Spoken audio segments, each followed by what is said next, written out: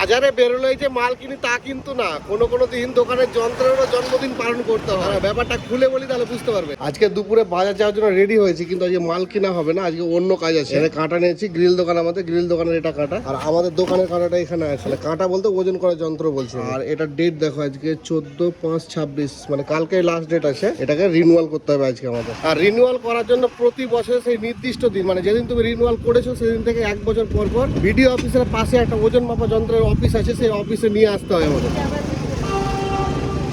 আর একটুখানি গেলেই BDO office, এই দেখো এই রাস্তাটায়, আর ঠিক এই জায়গাটায় কিন্তু অফিসটা আছে, এই দেখো লেখা আছে। আর এখানেও দেখি বেশ ভালোই লাইন আছে, এখন কতক্ষণ সময় লাগে সেটা হচ্ছে দেখার ব্যাপার।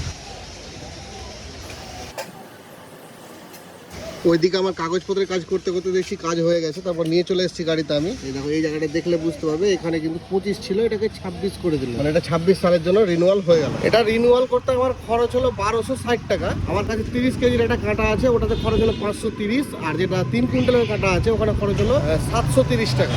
একজন সচেতন ব্যবসায়িক হিসাবে এটা রিনিউয়াল করে নেওয়া উচিত, কারণ ফাইন হলে আবার আরেক ঝামেলায় পড়ে যাবে। আজকের মতো কাজ কমপ্লিট হয়ে গেল, এবার চলে যাবো দোকানে সোজা। কাঁটা রিনিউয়াল করতে গিয়ে যে অভিজ্ঞতাটা হলো সেটা তোমাদের সঙ্গে শেয়ার করলাম। এই ব্যাপারে যদি তোমাদের কোনো প্রশ্ন থাকে তাহলে আমার কমেন্টে করতে পারো।